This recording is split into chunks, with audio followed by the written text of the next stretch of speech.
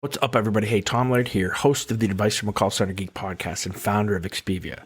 For exceptional contact center outsourcing, trust Expivia. We're fully AI-driven, as all of you know, and can handle voice, email, chat, and all of your digital channels. Our 600-seat USA contact center is expert in healthcare, financial services, insurance, tech support, retail, and more. Experts on the NICE CX1 platform, we ensure seamless customer experiences. DM me or visit expiviausa.com for more. This is Advice from a Call Center Geek, a weekly podcast with a focus on all things call center. We'll cover it all from call center operations, hiring, culture, technology, and education. We're here to give you actionable items to improve the quality of yours and your customers' experience. This is an evolving industry with creative minds and ambitious people like this guy. Not only is his passion call center operations, but he's our host. He's the CEO of Expivia Interaction Marketing Group and the call center geek himself, Tom Laird. Welcome back, everybody, to another episode of Advice from a Call Center Geek, the call center and contact center podcast. We try to give you some actionable items to take back in your contact center, improve the overall quality, hopefully improve the agent experience as well. My name is Tom Laird. I am the CEO here at Expivia Interaction Marketing. How's everybody doing? All right, I got something a little, I don't know if it's different, but I wanted to kind of go on a unscripted rant, hopefully to kind of help some of you guys as we're getting into 2025 that are thinking or looking to outsource. And this industry is evolving quickly, but some of us are not evolving with it, right? And so I wanted to talk today about some of the things that you need to look for from an RFP standpoint when you're looking for an outsourcer. What are some of the things that your outsourcer should be doing in 2025 compared to even 2024 and years before? You know, there's a huge difference in where we are today compared to, really where we've been. And I haven't seen a lot of evolution with this. When we look at an RFP, and I've been receiving RFPs, for last year, and even getting into 2025, and the RFPs look like they're from 2017 because we are moving faster than I think a lot of contact centers or contact center vendor managers and contact center managers for internal centers really realize. And there's so many different tools that you should be expecting from your contact center outsourcer that, frankly, you're not even asking for. And so I think I wanted to take today and kind of go through this, right? What should you be looking for? What should you be asking for? What should a contact center outsourcer have in 2025 that, maybe is even a little different than 2024? I'm live on TikTok. I'm live on LinkedIn. I'm live on Facebook. So if you have any questions, especially you LinkedIn guys, let me know. And we can kind of talk that through. You guys on TikTok as well. Let's have this conversation. So let me just start with a little bit of a rant. And this is totally unscripted, guys. Like, I have very little notes. I have about 6 notes here. That's about it. The first thing is, I think that bothers me is if you look at on LinkedIn, and I kind of use LinkedIn as kind of the benchmark. If you look and you search for BPO and look at posts, we are the worst industry ever for posting content on LinkedIn. Right? Everything is ad driven. A lot of nearshore, offshore guys that maybe don't understand how to use LinkedIn. I don't understand why, but it's very ad driven. Everything is the same. There's very little differentiation in kind of what contact centers are doing. And I think, again, the BPO is making mistakes. Nate, what's up, buddy? It's good to hear. I'm glad you're here. I'm sure we can have some questions too. But I see things like the same differentiating things, such as white glove service, whatever that means, right? Scalability, looking at we can do integrations into any platform. We have top agents. You have to look for culture fits. Like, all that stuff's important, crazy important, but that should now be a given. Like, in the BPO world, you're not differentiating at all with things like that. And again, I probably should just let BPOs kind of do that. But I think overall as an industry, people are kind of following kind of that same road. The other thing that I see are nearshore, offshore, and again, this is kind of just for you guys, is you're still trying to differentiate on price, right? Everybody knows that nearshore and offshore is going to be cheaper than an onshore USA contact center, right? There's very little differentiation in that, right? And I think that that's still important to people. Obviously, cost is important, but most important is how can you differentiate with that price, right, compared to everybody else? And I don't see that. So when it comes to an RFP, when it comes to things that you should be looking for in 2025, right, technology, I believe, trumps almost everything else.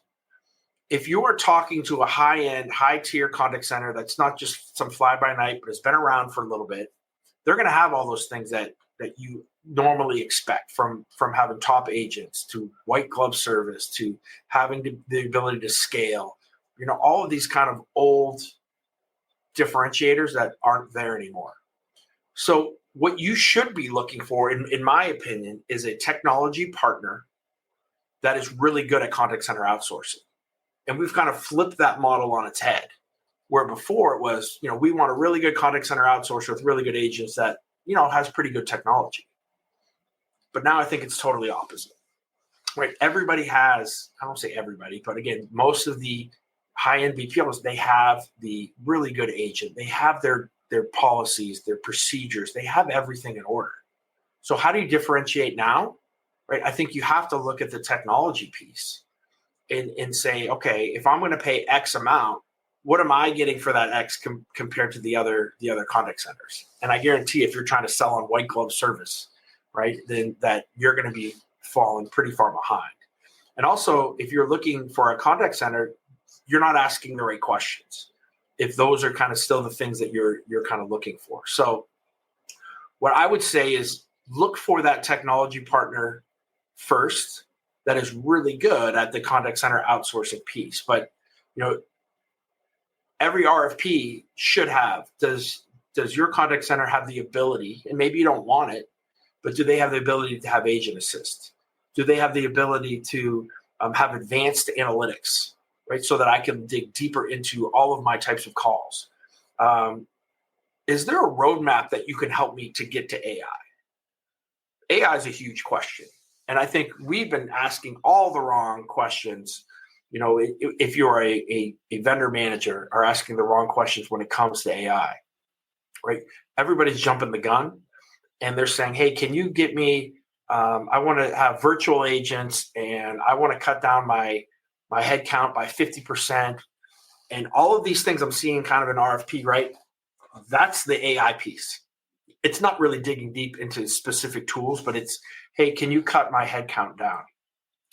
And I think if you have a blanket answer from a BPO that says, yes, we can do that, I would be a little bit leery, right? I think that there's questions that need to be asked by the BPO if they know their deal, right? If they understand that, do you have a KMS, right? Do you have a really good knowledge management system? Do you have, all of these things that you want to kind of self-serve with a virtual agent?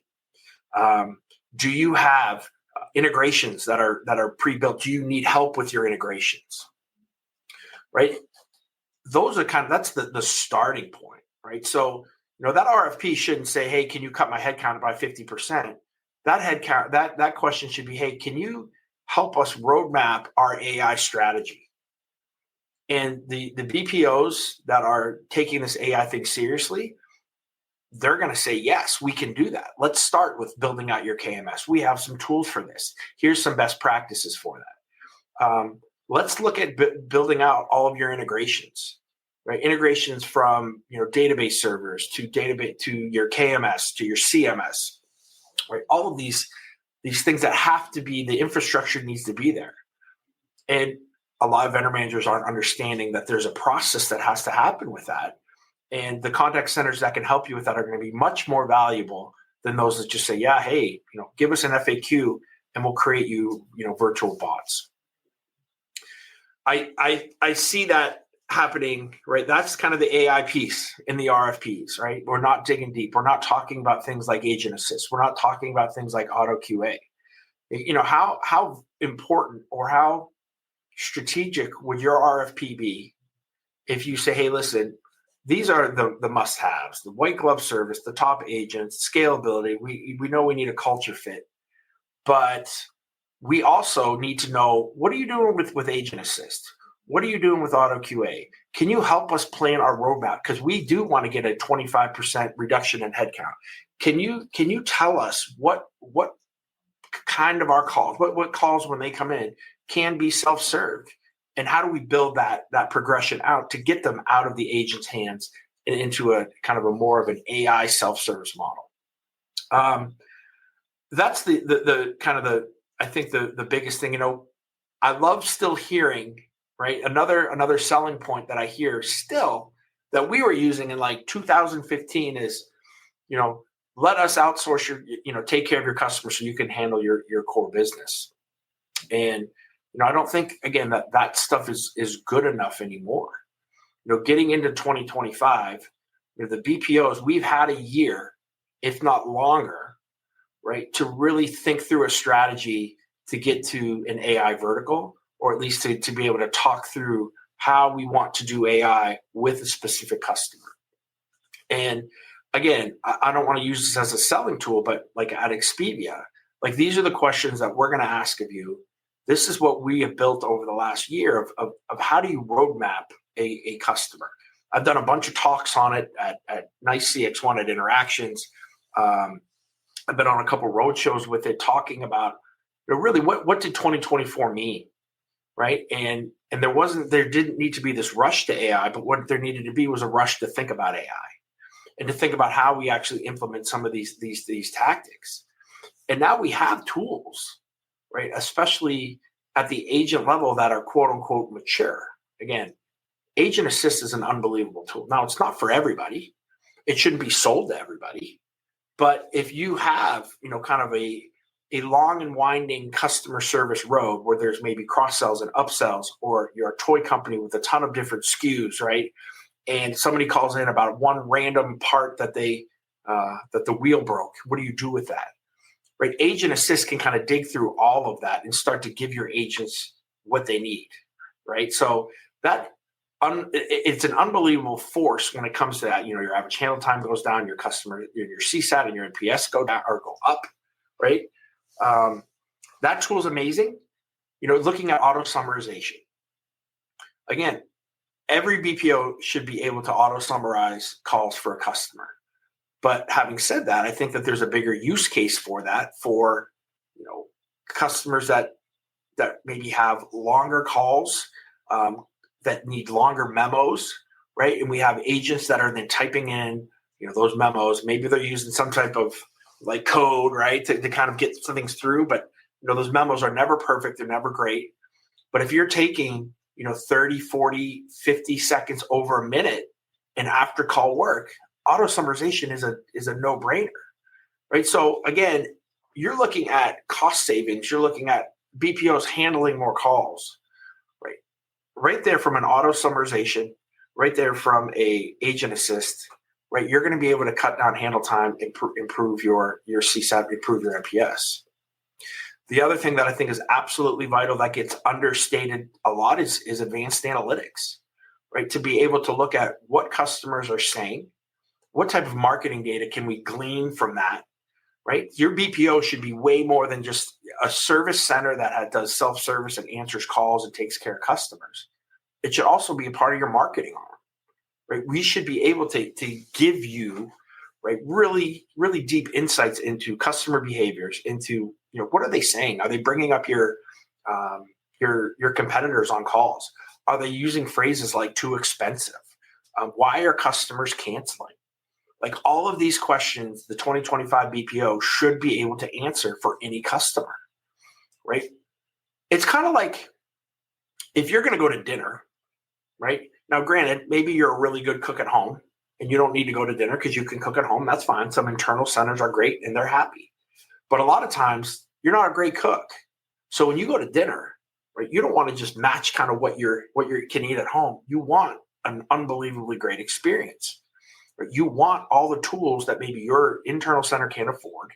You want the expertise in the technology side of what you maybe don't have internally, right? I think that's the new value add for the 2025 contact center, is really looking deep at the technology piece, having these kind of bells and whistles.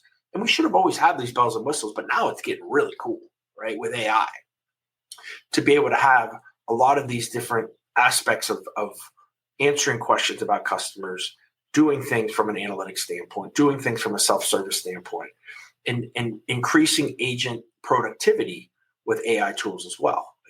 Your BPO should have that stuff, or at least you should be asking that they have it. I think that's the biggest difference, right? Is looking at your BPO now, not just as a contact center outsourcer, but as a technology partner that you can outsource to, and they can guide you through all your integrations, guide you through all the kind of that you need to move your contact center forward, or your customer experience forward, in kind of this new AI world.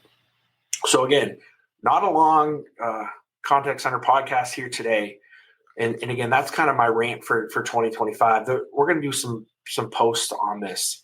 I'm going to create an RFP, right, to send right to anybody who wants it, to kind of have the questions that I think you need, when you're talking about AI, when you're looking at it. Like the vendor managers that are really good at this and digging into this understand the tools that should be in the high-end contact centers.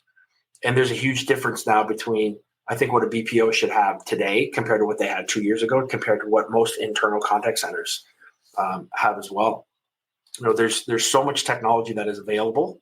And again, go out to dinner. You want the really good experience. You're paying a little bit more, especially if you're here in the States. So you should be getting a lot more, and the experience should be totally different than what you're getting kind of internally. I also think, one of the things again, we've been really doing a lot of work with automation of quality assurance. And I think that evolves beyond just scoring forms now, and using AI to do that, to evolving this thing to where it's now somewhat coaching, or allowing agents to, again, redo calls with AI, right, to role play with an AI avatar of that call that they just bombed. Like, those are the things that we're going to be bringing to market, that I think some of the higher end BPOs and some of those analytics companies are talking through.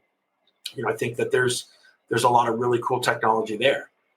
There's voice recognition technology, right, where again, there's a little bit of controversy with it, but where you can actually change the agent's voice to match, right, the type of customer. So again, if you're nearshore or offshore, to make you sound like you're somebody from Texas or somebody from New England or somebody from New York, that technology is here. Looking at auto translation, right? That's going to get better and better and better. I thought we'd have it even better in 2024, but in 2025, that's coming for sure, right? So where you're an agent that speaks English only, but you have a French caller coming in, and having that translation happen in real time. Like, that stuff's here now. And this is the stuff that you should be asking for in your RFP, asking for when you talk to a BPO. Hey, do you guys have this stuff? And again, I think this stuff's really, really important. And you're going to make some poor decisions and poor mistakes with the outsourcer that you're choosing if you don't look at all the things and you don't become an expert. That's why I think, too, having a broker is really important. And it's becoming more important to have that guide or that consultant with you when you're looking to outsource, especially if you don't really know the tools, because they're going to know everything. And they're going to have the Rolodex of contact centers and BPOs that they know are going to match your needs, and they're going to have the technology that you want. So again, I think that's a really important piece of this as well. If you don't go this on your own, if you don't know, because there's so much to it. But look, and again, I can help you out with that. There's other brokers that can help you out if you kind of go on and search. I have some really unbelievably great friends in that neck of the woods, right? That really can guide you from an onshore, nearshore, offshore. What are you really looking for? What is your, are you a healthcare? Are you into financial services? Are you a retail type client? Right? And they can really pinpoint and kind of match you not only to the contact center, but then match you to the technology company that you need as well. So again, if anyone has any questions on this stuff, please reach out, DM me on LinkedIn, on on TikTok, on Twitter. I think, there's a lot of nuance to this stuff. And we want to make sure that if you are looking to outsource in 2025, that you're getting what you should be getting. And you understand the different tools that are out there that an outsourcer should be bringing to as well. So having said that, again, check us out, Expivia Interaction Marketing, expiviausa.com. We are just a USA contact center outsourcer. If you're looking to nearshore or offshore, I have really good friends. My friend here, Nate, who's on LinkedIn all the time, has a great offshore center in the Philippines. But again, there's a lot of different ways and a lot of different factors that should go into your 2025 outsourcing decision. And if there's any way I can help you, please look me up and love to help you out. I'm off to Orlando for the next 3 days. I'm coaching. I coach. Wrong side. I coach girls hoops. So we have a tournament down in Orlando. So I'll be posting some videos and stuff from down there. I think talking a little bit more about this and the outsourcing stuff. It's been kind of fresh on my mind the last couple of weeks as we're kind of getting into 2025, and it's kind of a fresh, clean start in this kind of new AI world. So again, thank you guys very much. TikTok, I'll stay on for a little bit longer with you. And I see that there's a couple questions that have come in here. So everybody else, thank you. And I will talk to you guys later this week or next week.